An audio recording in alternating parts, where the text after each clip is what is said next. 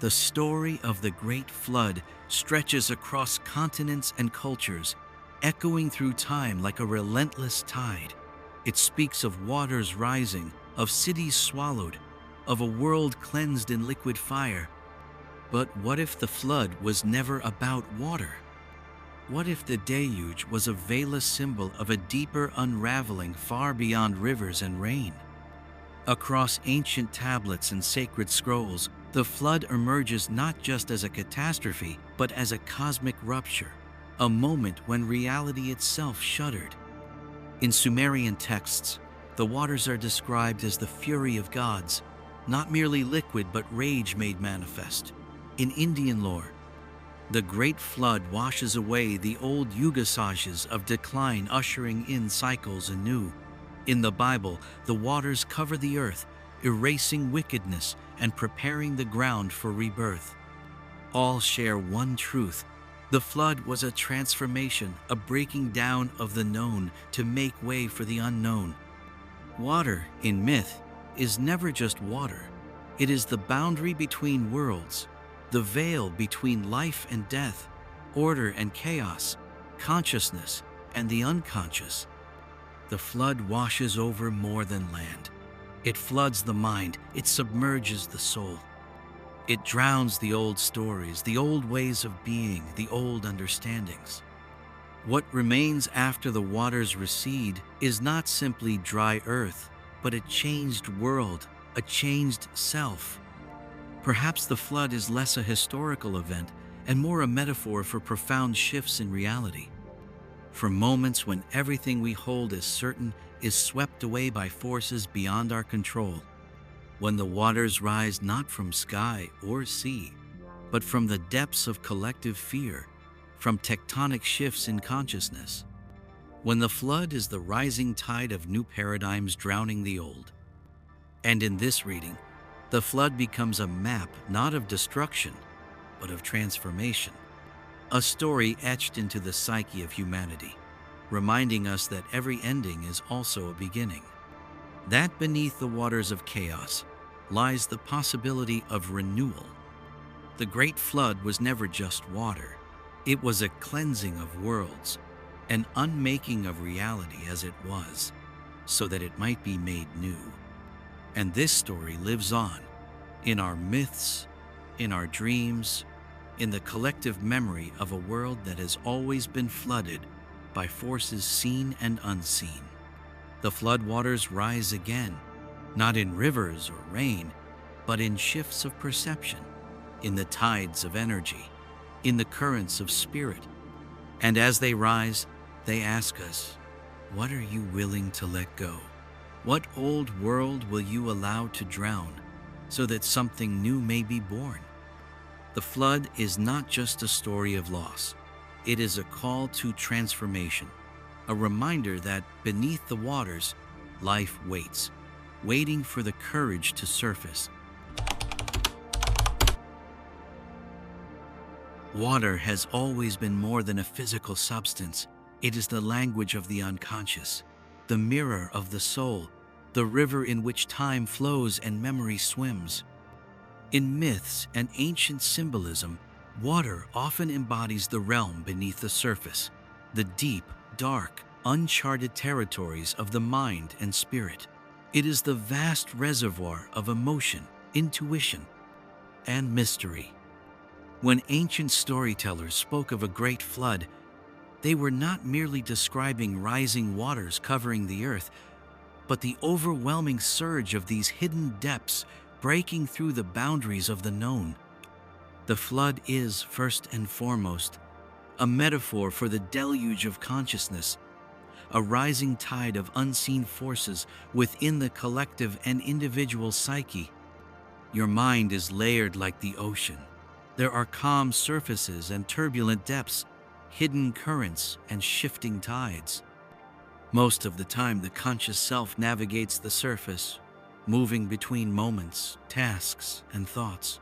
But the unconscious is always there beneath, shaping, pulling, waiting. Sometimes, the unconscious rises in dreams, in crises, in moments of overwhelming emotion, and the floodwaters break through the levees of reason and control. This internal flood reflects the mythic waters that ancient cultures wrote about. It is chaos made manifest, but also a necessary cleansing. The floodwaters wash away the sediment of old beliefs, toxic patterns, fears, and illusions that cloud perception. They dismantle rigid identities and dissolve false certainties. In this dissolution, there is both loss and possibility. The myth of the flood tells us that before rebirth, there is dissolution. Before the new can emerge, the old must be cleansed. Water is the primal element of transformation. It erodes the old and nourishes the new. Many spiritual traditions understand this deeply. In Christian baptism, water is the symbol of death and rebirth, washing away sin, ignorance, and rebirth into new life. In Hinduism, the rivers are sacred, carrying prayers and purifications, washing away karma and allowing for spiritual renewal.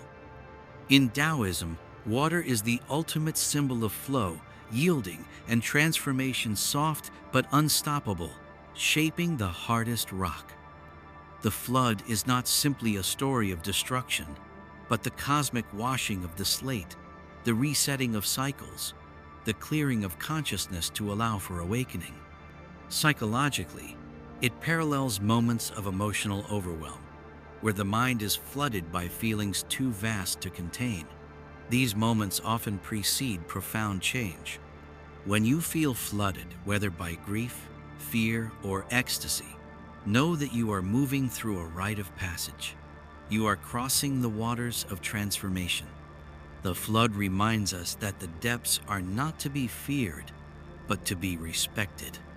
For beneath the chaos lies the fertile bed of renewal. The waters carry memory, the collective and the personal. They hold the traces of all that has been, all that will be. And as the waters recede, they leave behind new land, new ground upon which life can grow. The flood is an invitation, a call to dive beneath the surface of your own consciousness, to face the vast, mysterious waters within, and to emerge transformed. Because water is life. Water is memory. Water is the endless dance between destruction and creation. The Great Flood was never just about water. It was a journey into the depths of being, a passage through the unconscious tides, a cosmic cleansing that echoes through time, inviting us all to awaken to the flowing waters within. The story of a great flood is one of the most universal myths in human history, from the mountains of the Andes to the fertile crescent of Mesopotamia, from the islands of the Pacific to the vast river valleys of China. The flood narrative echoes across cultures, languages, and epochs. Each tells of waters rising, swallowing lands, erasing civilizations, wiping clean the slate of existence. But beneath this common narrative lies a tapestry of differences, variations that reveal how each culture perceived the flood and what it truly meant to them. In Mesopotamia, one of the oldest recorded flood stories appears in the Epic of Gilgamesh. There, the hero Utnapishtim is warned by the god Ea to build a great boat to save himself, his family, and the seeds of life from a divine deluge meant to punish humanity. This tale shares striking similarities with the biblical story of Noah, yet its nuances reflect a different worldview, one where gods are capricious and humans caught in their whims. In the Indian tradition, the flood appears in the story of Manu, the first man who survives a cosmic flood with the help of the god Vishnu in the form of a fish. Here, the flood symbolizes the cyclical destruction and creation of the universe, a cleansing of the old yuga, age, and the dawning of a new era. It is less about punishment and more about cosmic rhythm. The Greeks tell of Deucalion and Pyrrha, who survive a great flood sent by Zeus to wipe out the wickedness of humankind.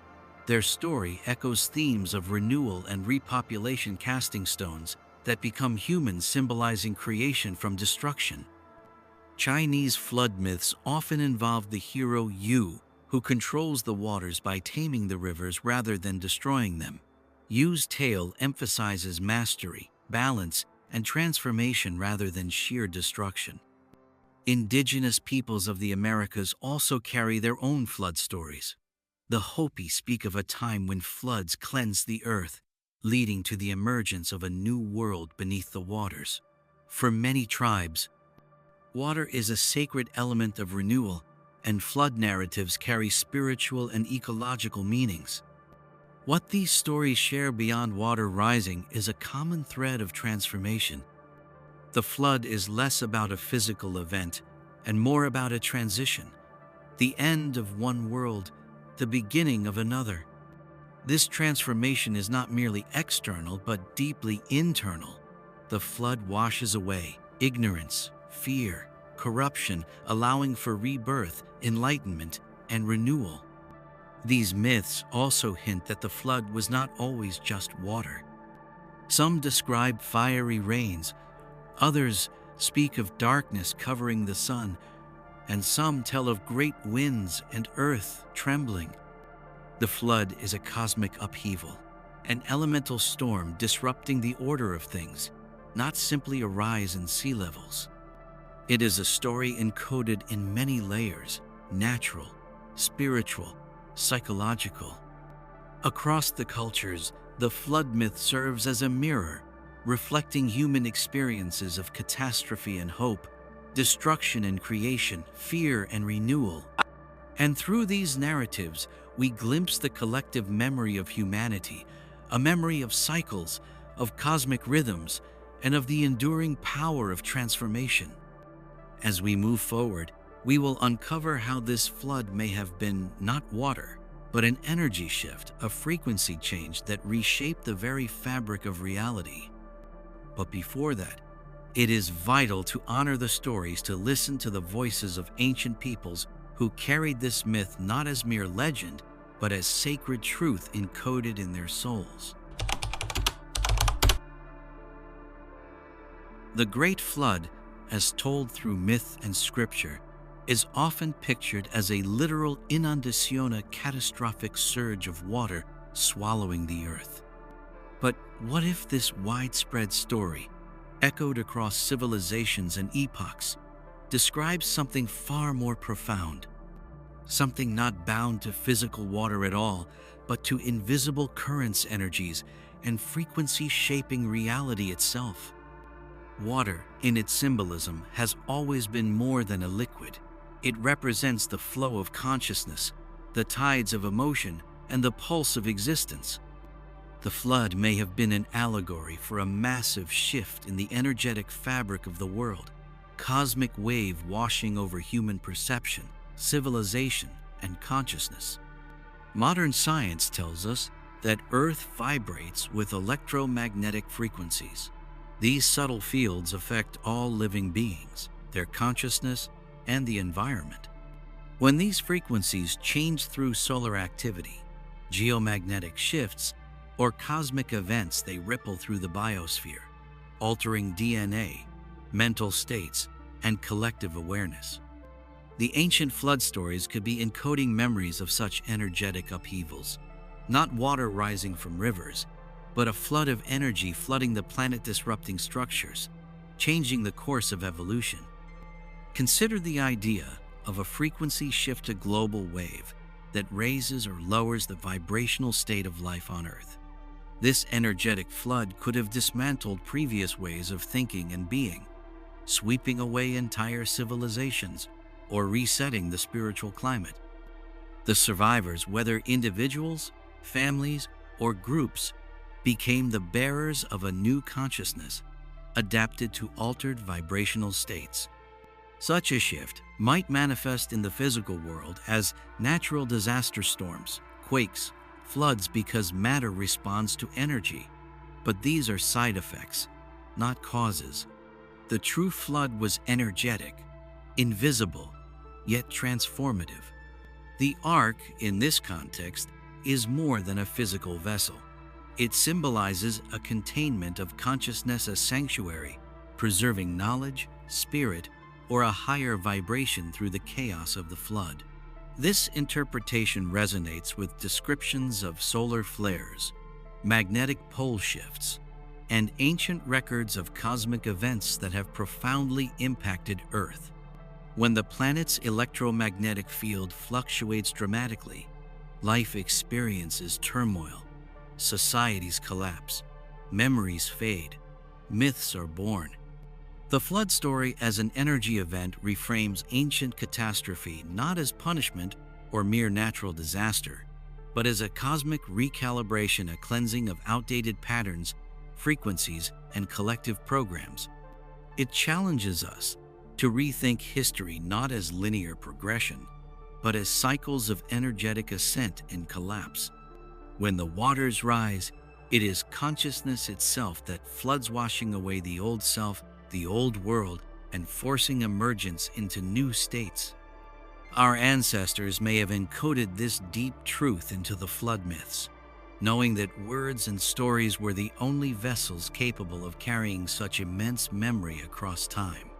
Today, as our planet and consciousness undergo shifts once again, the ancient flood reminds us of the power and inevitability of transformation. The floodwaters may no longer be literal, but the currents beneath them surge ever stronger. And we must learn to navigate these tides not as victims, but as awakened travelers on the great river of change. Before the flood, there was a world vibrant, thriving, and filled with knowledge. Ancient texts speak of civilizations that rose to great heights, mastering arts, sciences, and mysteries beyond our understanding today. These societies built monumental structures aligned with stars, developed complex systems of writing, and held wisdom about the cosmos and consciousness. But then came the flood, not merely a rise in waters, but a tidal wave of change that swept through the foundations of existence. Old worlds were washed away, their knowledge buried or lost, their people scattered or transformed. What caused this collapse? In myth, it is often portrayed as divine wrath or cosmic judgment. Yet, beneath the symbolism lies a deeper truth, a transformation so profound that entire modes of being could no longer continue.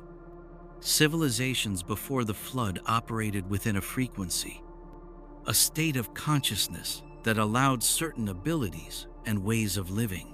This vibrational state was tied to the planet's energy matrix and cosmic cycles. When the flood, a shift in energy and frequency occurred, this matrix was altered. The consequences were immense. Knowledge systems were fragmented, languages changed, technologies faded into myth. The connection between humanity and the divine became obscured. Survivors of the flood, whether literal or symbolic, became the founders of new societies. They carried remnants of the old wisdom, hidden in stories, rituals, and symbols. These fragments formed the seed for future civilizations, but much was lost in the transition. Archaeology shows sudden cultural shifts and gaps in the historical record around times that could correspond to these flood events. Lost cities beneath the seas, submerged structures, and abrupt changes in settlement patterns hint at massive disruptions.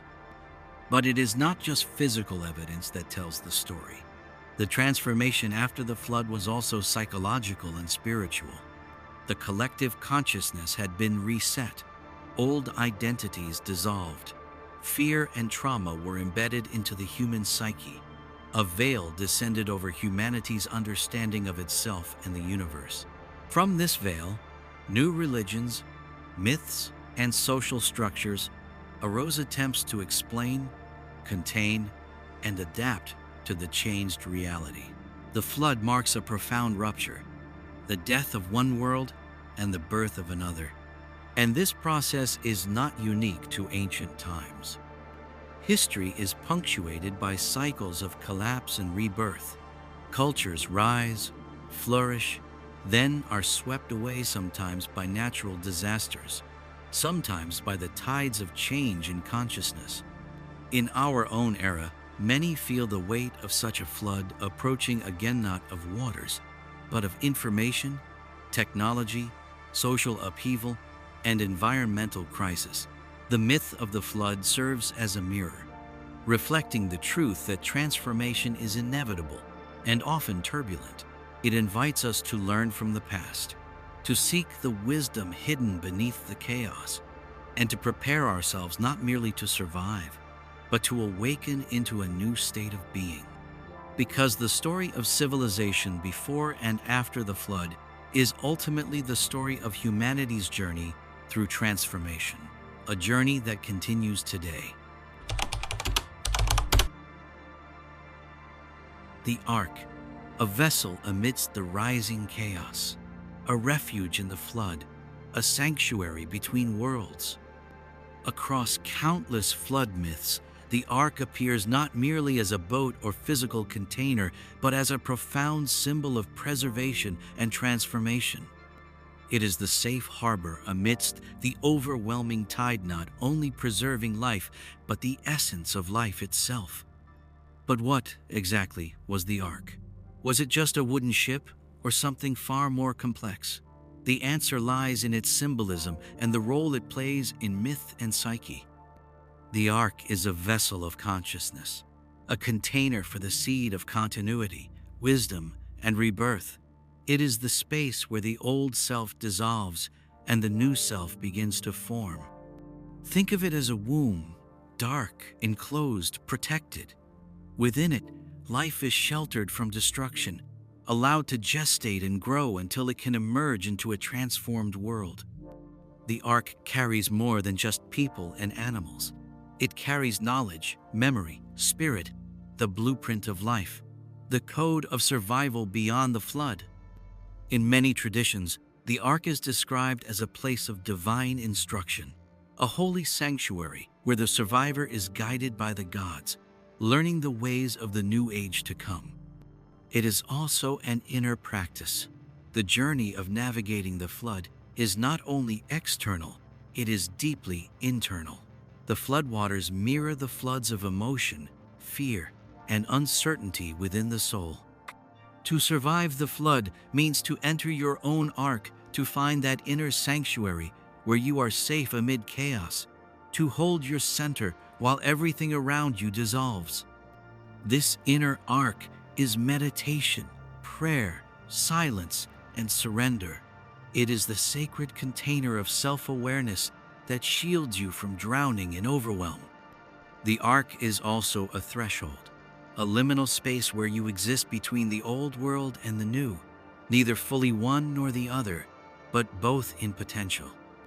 Psychologically, the Ark represents the threshold of transformation, the dark night of the soul, the limbo of transition, the pause before awakening. It is here that you are stripped of false identity and reconnected with the deeper source of life within. To build an ark is to build resilience, to carry forward what is essential, to remember who you are beneath the floodwaters of fear and confusion. Ancient myths tell of the ark resting upon a mountain after the waters recede, a symbol of emergence, grounding, and new beginnings. So too must we find our mountains after the flood, the places within ourselves where the waters of chaos give way to solid ground. The Ark is the promise that transformation is possible, that through the flood we do not perish, we are reborn. It holds the mystery of survival, not just physical survival, but survival of spirit, consciousness, and meaning. The Great Flood may have washed away civilizations, but the Ark ensured that the story did not end.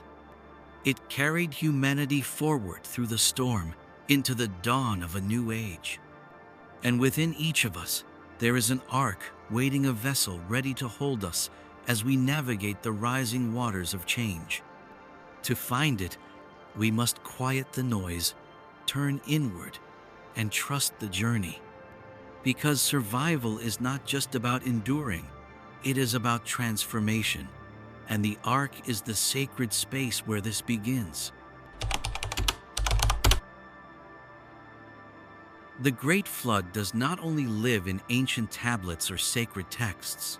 It pulses in the collective unconscious, emerging in dreams, visions, and prophecies across time and culture. Dreamers have long reported visions of rising waters, vast oceans swallowing lands, rivers turning to blood, skies darkened by storms.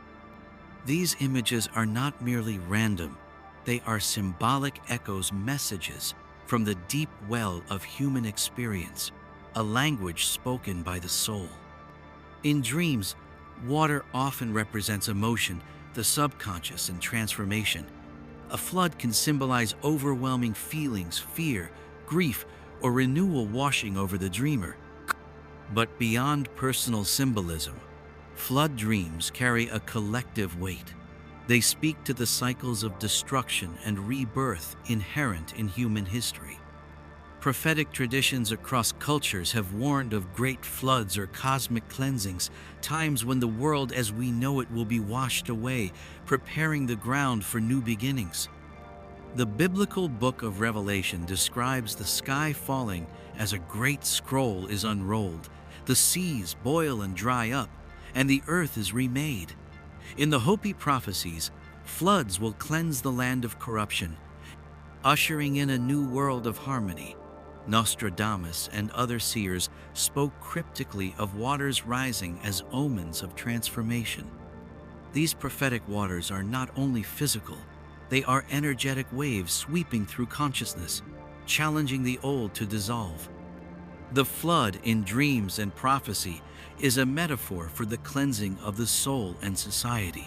It calls for surrender to change, letting go of attachment to the old, and embracing the unknown.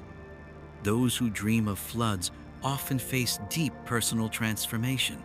The floodwaters in the psyche wash away barriers, open portals to new insight, and invite the dreamer to rebirth.